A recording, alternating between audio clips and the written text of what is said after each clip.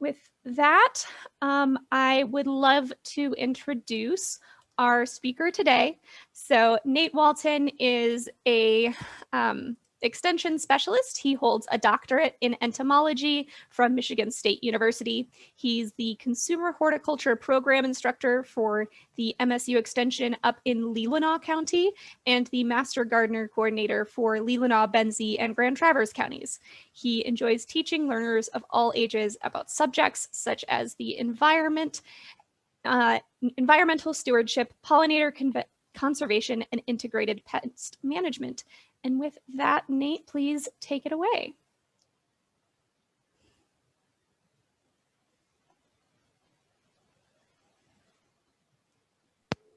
Thank you, Nor. I'm going to start my screen share here. I hope everything looks good. So we are seeing the presenter mode. Thank you. Yep. Okay. Perfect.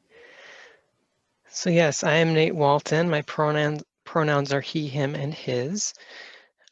This first slide is just a reminder to everyone that MSU Extension is devoted to providing programming that is accessible to all residents of Michigan.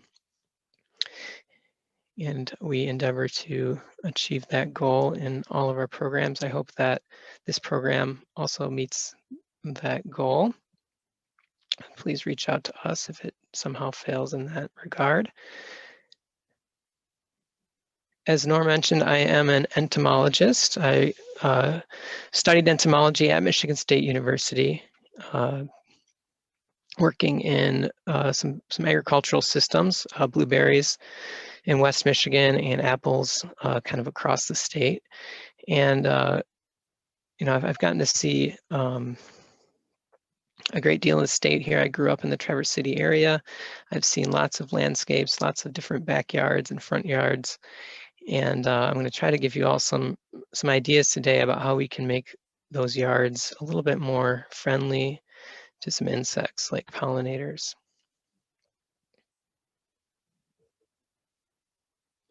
This is a garden in Kent County, actually at the Kent County MSU Extension Office. This is the Grand Ideas Garden. If any of you have been there, you're probably familiar with what I'm talking about. If you haven't, I would encourage you to visit it. It's very nice, open to the public. And they have an area of that garden dedicated to pollinators. So I just kind of wanted to highlight that here right at the beginning. If you want to see some of these ideas in practice, visit the Grand Ideas Garden or the GIG at the Kent County MSU Extension Office.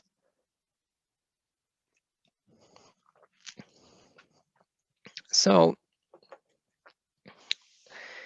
why are we concerned about pollinators? Well, this is a poster that was produced by the Pollinator Partnership that I think kind of sums it all up, and you can visit their website to see your own version of this poster. You can download it, and I believe you can even order a print copy if you'd like. And it shows all the different aspects of our lives on this planet that are impacted by pollinators and that we rely on pollinators, at least in some proportion. They are contributing to all of these different things on the planet, keeping our wild plants reproducing. So a lot of wild plants need pollinators to make seeds so they can continue to spread and do things like retain our soils, filter water in our wetlands, recycle nutrients through ecosystems. So those plants, a lot of them also rely on pollinators. But another big one is food security. So you've all probably heard about how important pollinators are to producing some of the food that we find at the grocery store and on our dinner table. So there are plenty of reasons to be concerned about pollinators, and just wanted to highlight that right up from the beginning. But pollinator can be a little bit of a confusing term. I'm not sure. We use the word a lot, and I just want to make sure everyone is on the same page as far as what is a pollinator. What are we talking about making our landscapes more friendly for? And the fact is that lots of different organisms can serve as pollinators, as shown in this poster. The bottom line is that a pollinator is any organism that transfers pollen from one plant to another, from one plant of the same species to another flower of that same plant, a different plant of the same species. Ooh. Okay, so an example here, I have some just sort of sketches of generic flowers. These might be on an apple tree or something like that. And these bees are going to take pollen from one flower on one apple tree to another flower on another apple tree. And so they're taking pollen that's from the male part of the flower on the one flower to the female part of the flower on the other flower here. And that's the act of pollination. So in this example, it's being done by bees. In other examples, it might be done by an animal. It can even be done by humans. So humans can do it by accident. In other situations, humans actually are the main pollinators for some plants. Vanilla is a good example, where vanilla is produced around the world. The bee that actually evolved with the vanilla orchid is not present in most of the places where we grow vanilla for commercial production. So it's actually humans that are pollinating those orchid flowers so that we can have that delicious vanilla extract for our cookies.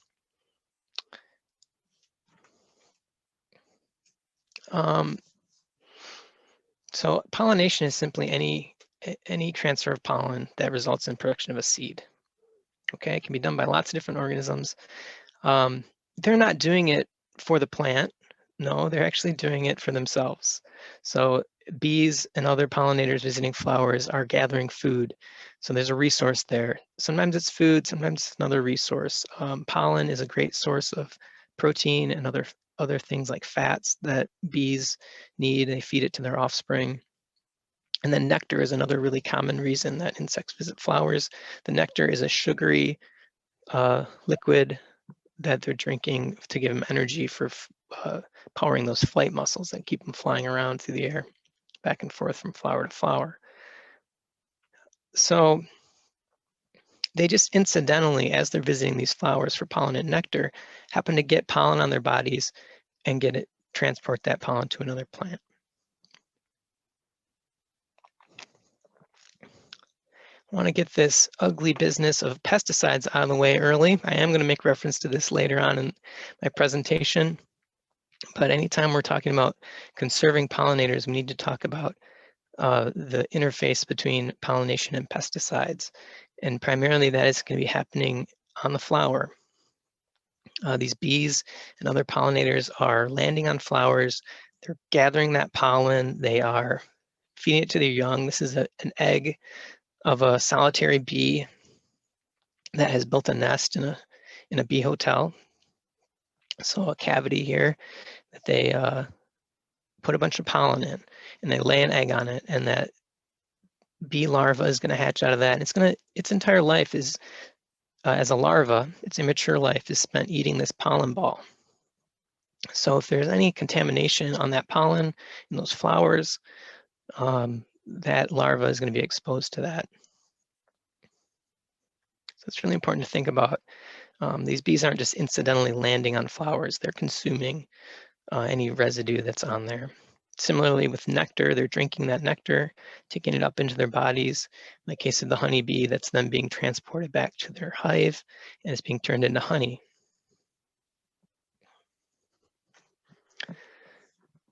There are, of course, lots of different animals that pollinate, as I already mentioned, but in Michigan, we have, if we want to zoom in on insects, lots of different insects can be pollinators, so not just bees and butterflies. I am going to focus on bees and butterflies today because I unfortunately just don't have time to talk about all the other insects that visit flowers.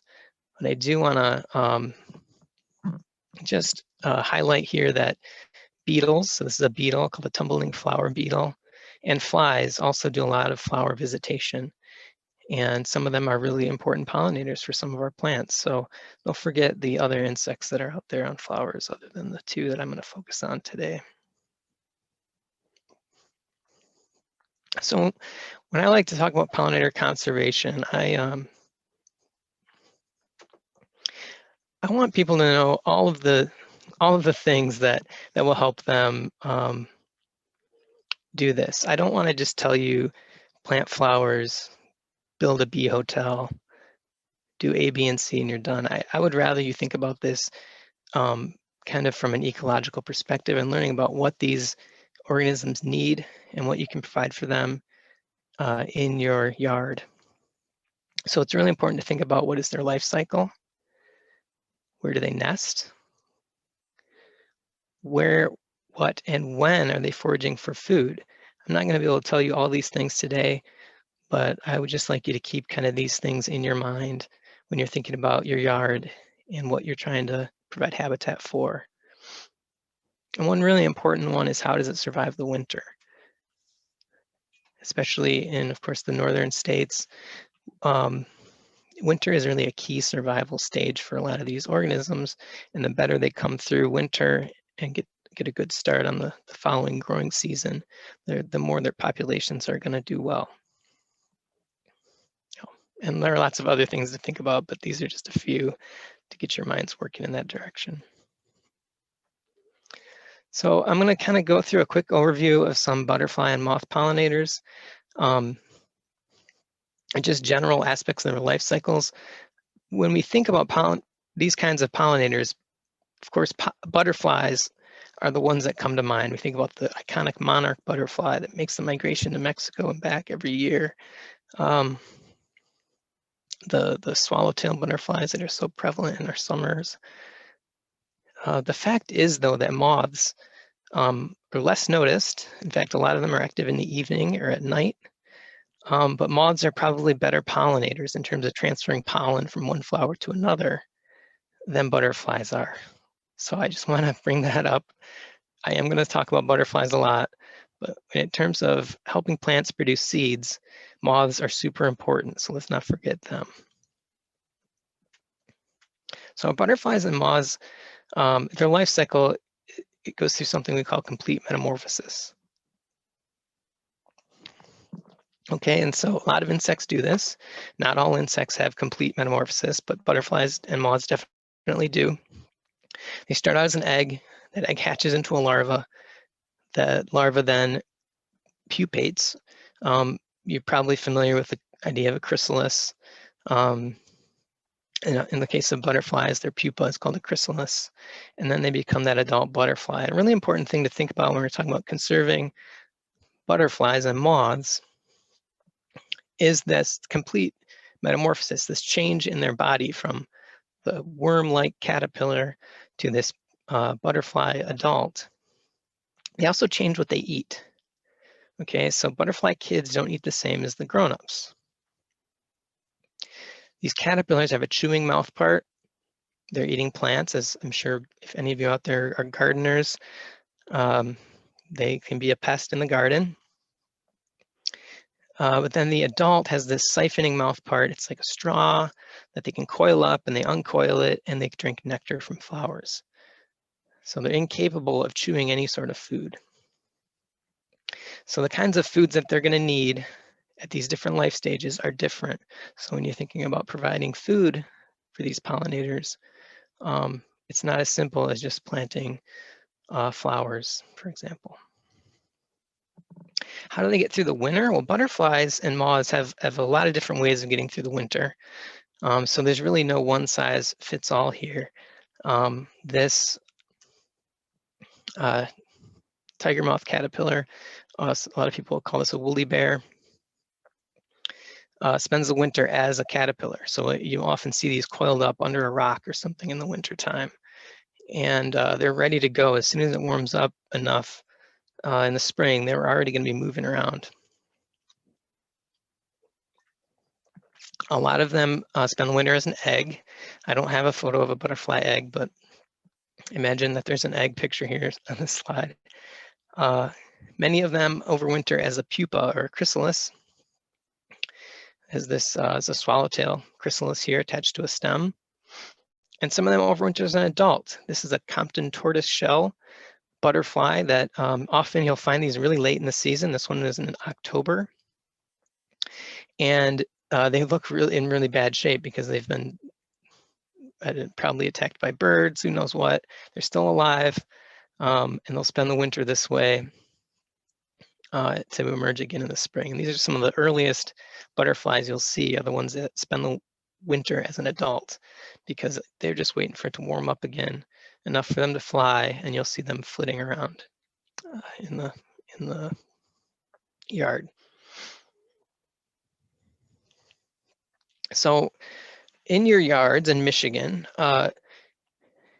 probably one of the ones to keep an eye out for when you're trying to, adapt your landscape practices to conserve butterfly and moth pollinators are these swallowtails, because this is the one that you're most likely to encounter if you're working in your garden beds. They have this chrysalis that they'll attach with a strand of silk to a plant stem. Okay, so keep an eye out for these, definitely, as you're doing like your yard cleanup and stuff like that. A lot of the other butterfly chrysalises are going to be in the leaf litter, very close to the soil surface, or even deep under the soil, somewhere else where you're not likely to encounter them in your yard.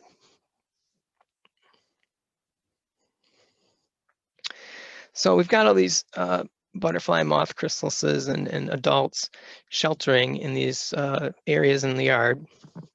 So a lot of people are thinking now about how to conserve pollinators by changing the way, the timing of our yard cleanup. Okay, so this is great. Okay, but it's kind of complicated. And there's a nice rule of thumb out there that people use that related to, like, I think it's a 50-degree temperature threshold. I just, as you can see with this little woolly bear, this is not a 50-degree day. I think this was a 37-degree day. And it was sunny out, so it was able to get enough heat from the sunlight to become active at those cold temperatures. And I just use this to kind of illustrate the point that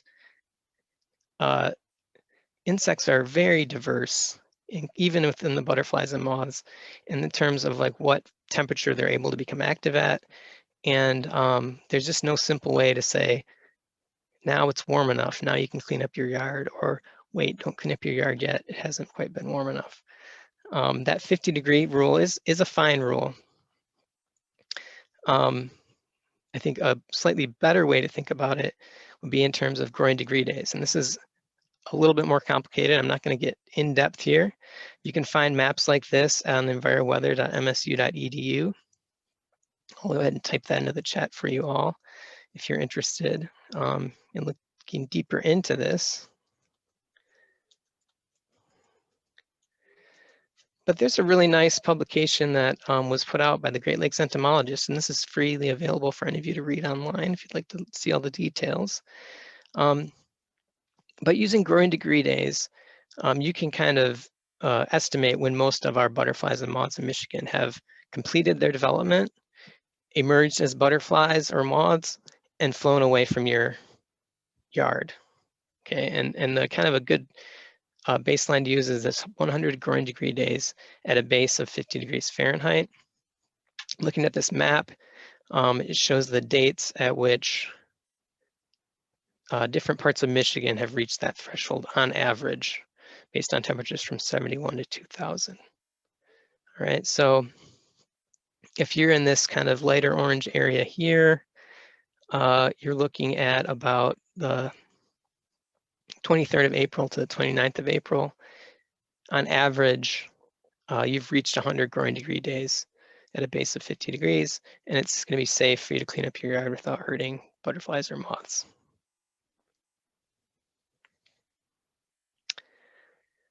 And another way of thinking about this is just looking at flight dates, and this is based on data from entomologists who've just looked for butterflies and kept track of when they're seen every year. And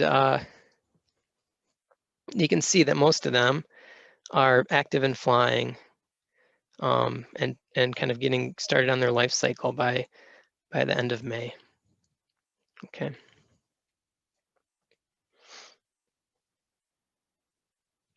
Switching over to bees. So there are lots of different kinds of bees in Michigan. not just honeybees. I'll talk about honeybees here in a moment, but it's really the native wild bees that I think you should be most concerned about when you're working in your yards and gardens. And I'll talk about kind of why that is here in a moment. But this little sweat bee that you're seeing on my arm, looking up some sweat, I like to talk about those guys just because they have a bad reputation of stinging people. And as you can clearly see, this little bee is not trying to sting me. He's just looking up some sweat. And the way that people are stung by sweat bees is when they swat them on their arm, and that's when the bee stings in self-defense. And a lot of our native bees are like that. Okay, they're not aggressive. They only sting when they think that they're threatened.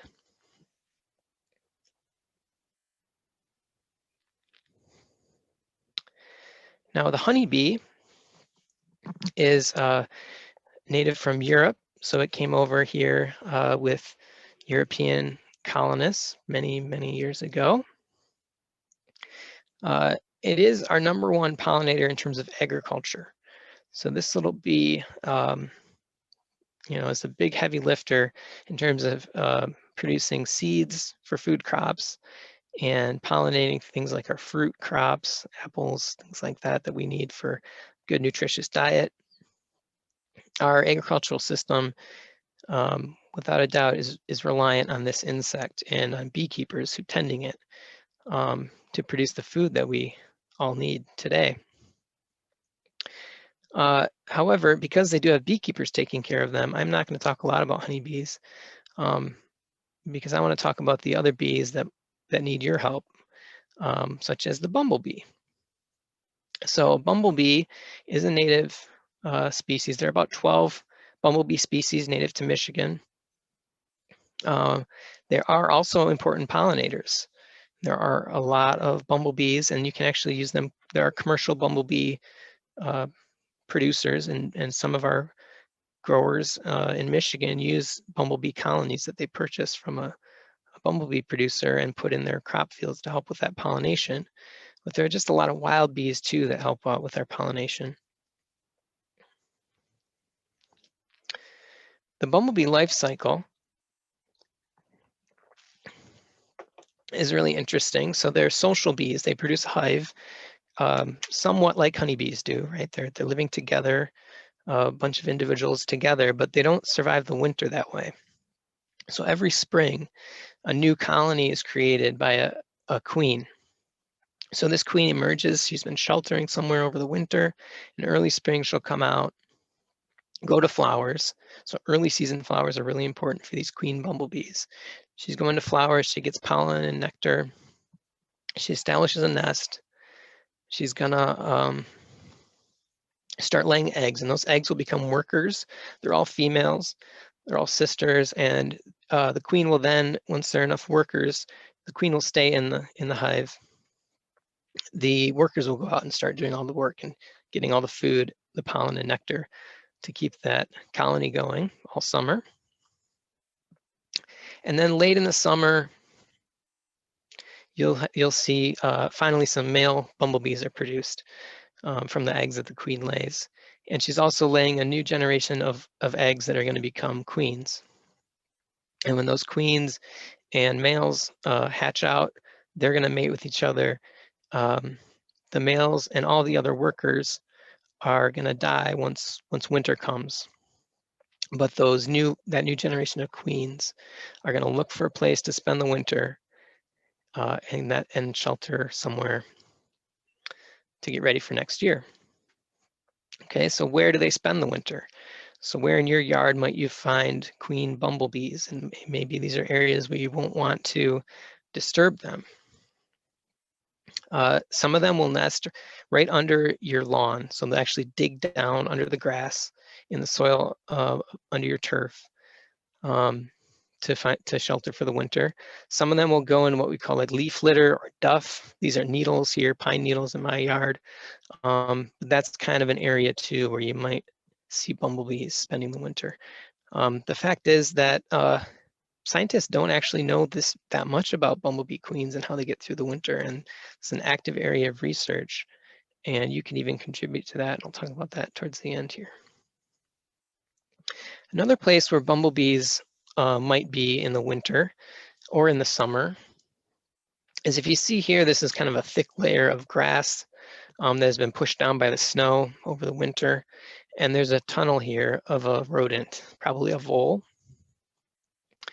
But bumblebees, as places to build their nests during the growing season, they use rodent burrows like this, like a vole or a chipmunk, a small rodent that has constructed a nest previously and abandoned it.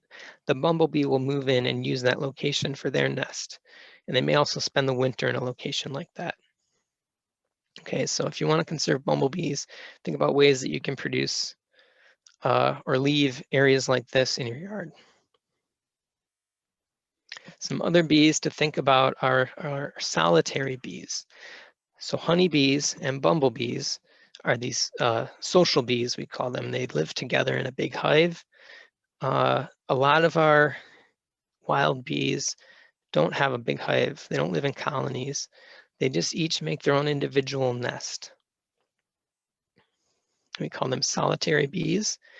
So the female bee pictured here, this is one that's making a nest in a bee hotel. That they will go out and get pollen and nectar from flowers to make that pollen ball. And they'll put it in a little nest cell that she constructs.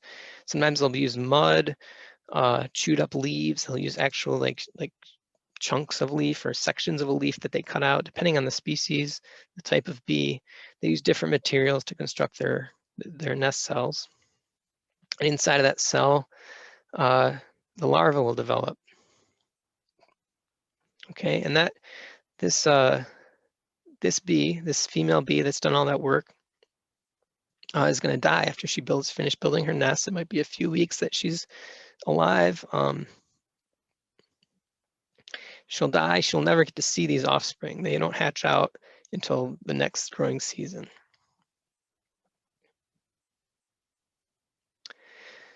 So these solitary bees, we have, so there are 465 species of bees in Michigan that we know of about. About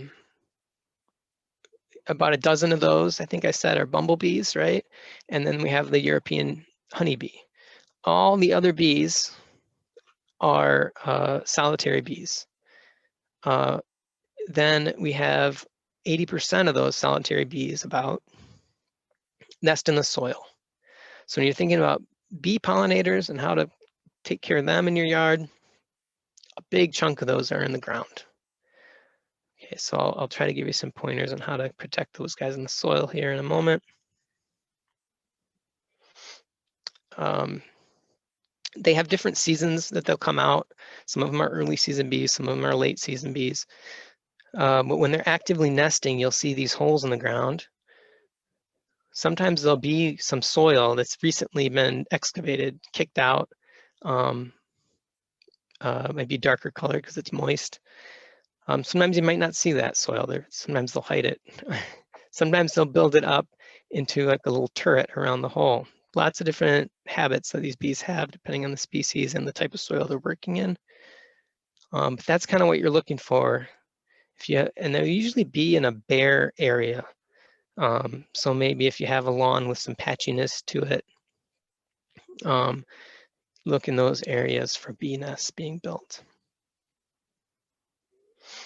And then we have our other solitary bees. We call them cavity nesting bees. And these are the ones that I'll use something like a human-made nesting structure, like a bee hotel. But they also like to use lots of natural materials. Plants with pithy stems. These are some goldenrod stems. This is sumac. So these sumac stems were cut and sawed and then drilled to provide a place for bees to nest. But some bees will just excavate their own nest in that pithy area. So think about what kind of plants you might have in your yard or that you could add to your yard that provide stems that are either hollow or pithy that bees can nest in. They also like holes that have already been made in dead wood, for example, by some insect pests like beetles or other boring insects. So fallen logs that have a lot of holes in them, standing dead timber, or what we call a snag, where a standing dead tree loses its top half and you've got that sort of a tall stump left with usually some holes in it. That can be really good place for these cavity nesting bees to produce a nest. Now, if you don't have these, you can make them. So there's nothing wrong with drilling your own holes with a drill to create nesting places for bees. Some other things you can do for pollinators around the yard. We've all probably got brush piles, right? Or maybe you send it off to the municipal, maybe your county collects this stuff. But I want you to think about a little bit about, and while I'm talking about this, I'm going to show a video of my friend James here doing some yard cleanup. So we've all got, we do our cleaning up in our flower beds, right, every year. And speed ahead a little bit. Okay, so you're cleaning up. And then you have this pile of stems left over that you just, from doing all that cleanup. So maybe they're pithy stems. Maybe this is something that you could leave out for pollinators to use, but you don't want to leave it standing there in your garden because you don't like the way it looks. So you can take the pithy stems or hollow stems, or really any of the plant material you pull out of there can be used for this purpose. You can take it to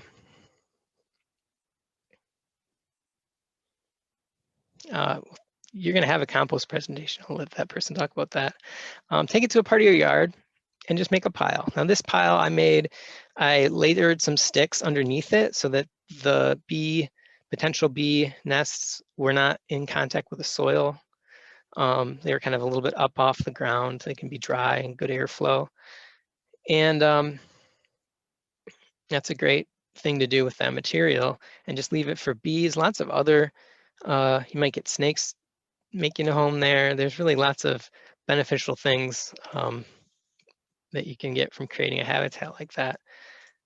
Other things you can do, I think this is a little bit of review because I've already talked about a lot of these things, but just leaving undisturbed refuge areas, such as old logs and snags, brush piles, that duff or leaf litter,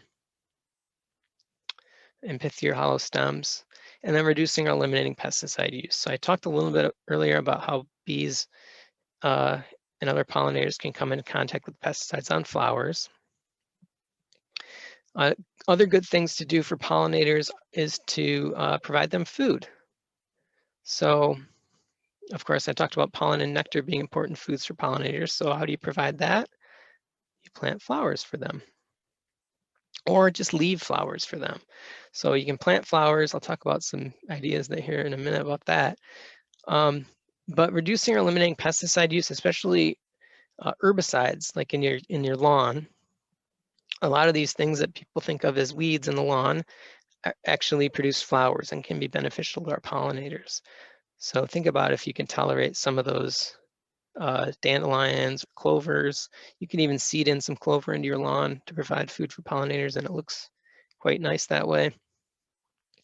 And then if you do have flowers coming up in your lawn or in other garden areas, not using insecticides when those things are blooming, because of course the bees are visiting those blooming flowers. So we don't want to be putting an insecticide on when those things are in bloom.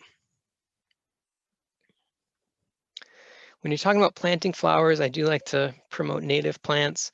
There are just so many good reasons to pick native plants, but one in particular is that a lot of our native insects use them for food, not just for the flowers, but if you think about a good example is the monarch butterfly caterpillar only eats milkweeds. So if we don't have any milkweeds, we're not going to have any monarch butterflies anymore. So there are other examples though. Like the monarch is a kind of iconic butterfly, but a lot of our other native insects need specific plants to eat as caterpillars. Or maybe there are bees that specialize on certain plants for their pollen and nectar. So providing those native plants can help out those native insects. It also helps out the songbirds. One way it helps out the songbirds is by a lot of these plants, these flowering plants produce berries that are food for songbirds. But they also are food for caterpillars. Okay, so our native plants produce foliage that the caterpillars can feed on, and then birds eat the caterpillars, right? So it's a really nice way to help out a lot of different wildlife. I'm not gonna go through my own list of pollinator plants today, but I do highlight a few favorites here. I would encourage all of you to look, if you want plant lists for thinking about plants for pollinators in Michigan, just to go to our Michigan Pollinator Initiative website. That's pollinators.msu.edu. And there are lots of good resources there, and you can find plant lists there. And I will put that link in the chat in just a few minutes. I do want to talk about one plant as an example because it does a lot of great things for pollinators. This is American Elderberry. It has these nice white flowers that produce pollen and nectar for pollinators in the spring. It has a pithy stem, and you can see in this elderberry where something has made a home there, hopefully a native bee. And then they have those berries that you can eat. Okay, you can make jam out of these berries, but also other wildlife like songbirds will eat them as well.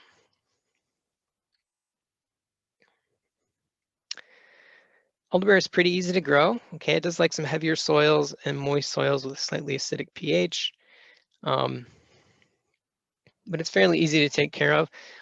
One thing I want to highlight though, when you think about pruning and caring for like your woody plants in the landscape, if they do have a pithy stem like this, as I mentioned, you can cut out that dead wood during the growing season and make a brush pile with it, or you can leave some of it.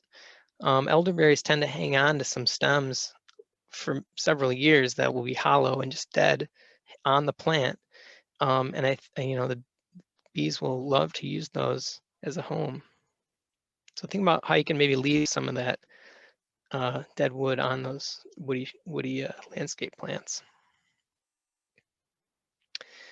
Again, though, just a reminder, go to pollinators.msu.edu for lots more information. Other ways you can help pollinators is by getting involved in citizen science. So iNaturalist, that's at iNaturalist.org, is one great way to get engaged. That there are experts there that can help you identify things from pictures. But there's also, they're actually collecting data and it's used by scientists. And specific to pollinators is Bumble Bee Watch. Okay, that's a really nice one, bumblebeewatch.org. I mentioned earlier how scientists aren't 100% sure where bumblebee queens spend the winter. And Queen Quest is a citizen science project that you can get involved in to help collect data on that if you choose. I'll put that one in the chat too.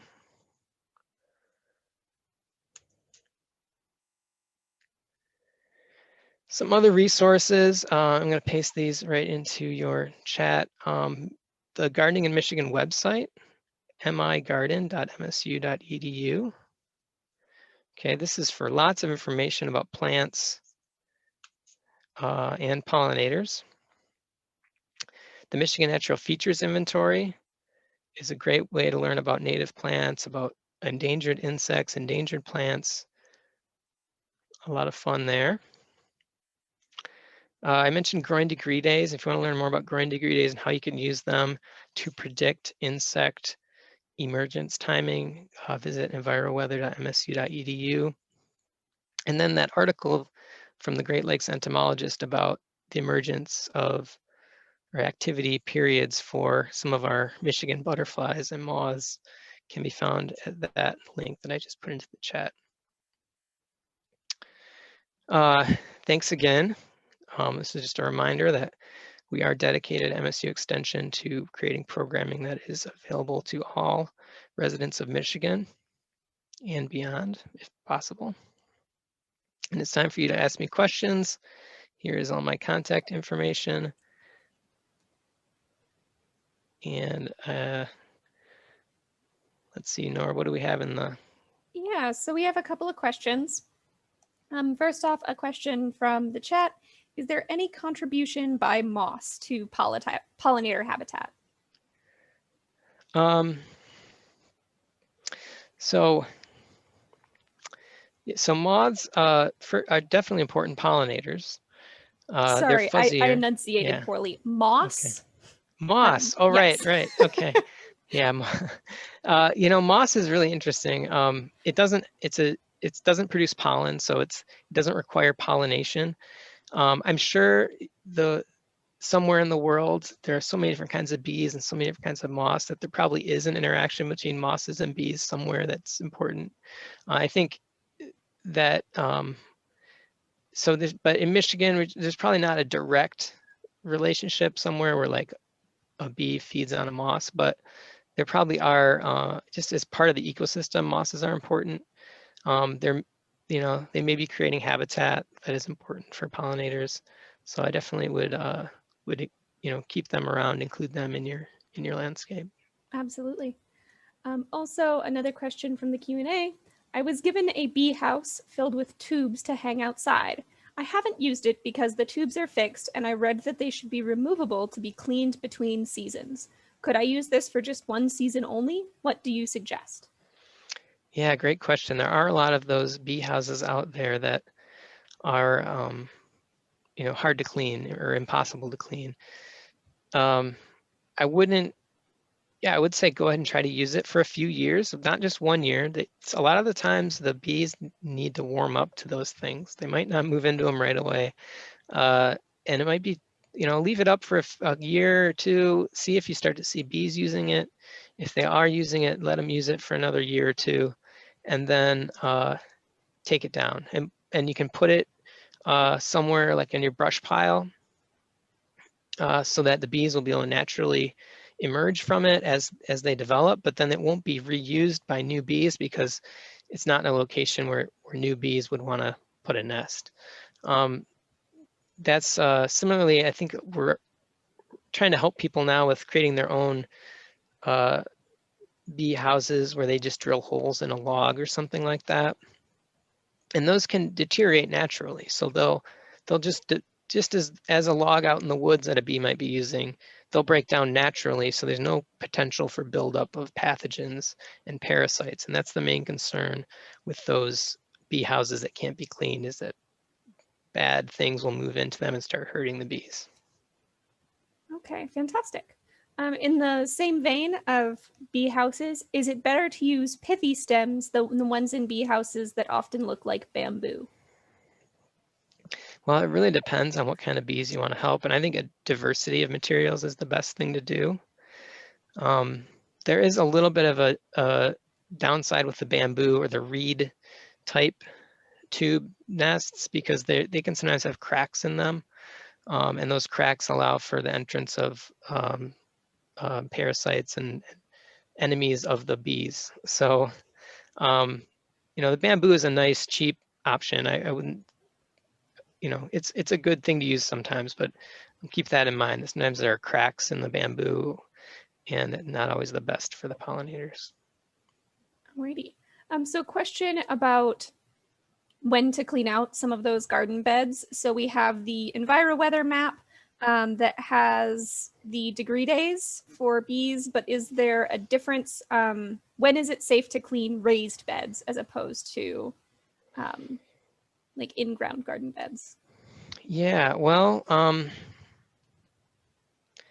so the safest it would be to wait until that 100 growing degree day mark. But that's not always practical. I often tell people that you can still clean out those garden beds whenever you feel like it's the right time. Just being gentle. Avoid using. You can use a rake, but maybe be gentle with it. Just think about if you've got a bumblebee queen under there or a caterpillar that's curled up, or even an entire butterfly or moth. You can move that material without hurting them, but you want to be kind of gentle. There's the thing about that garden cleanup in the spring is that once the butterflies or moths, for example, have moved out because their time has come and they're done, something else might move in, right? So bees or something might be already building a nest there. So those kind of rule of thumb approaches to when to do your yard cleanup, they're not foolproof, and you're always going to be hurting something, and they're just part of yard cleanup, I guess. Mm-hmm. Okay. And then we also did have a request for the link to the pollinator map that you shared at the beginning of the presentation, if that's available. The poster? I think so. Yeah. Let me just make sure, because there is a very similar website that you can go to by accident that is not the right one. So it's pollinator.org.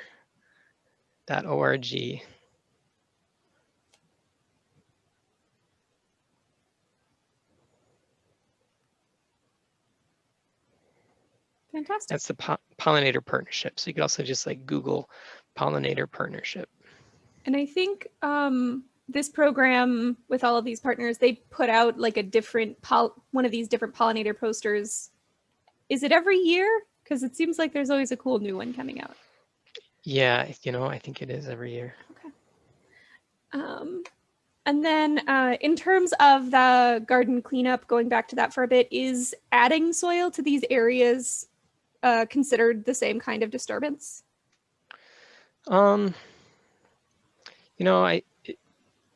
probably okay. So some things, and we're still learning about this, especially with those soil nesting bees, a really heavy mulch layer or a heavy layer of dense soil or something might be a problem for them, but they can get through like a light mulch.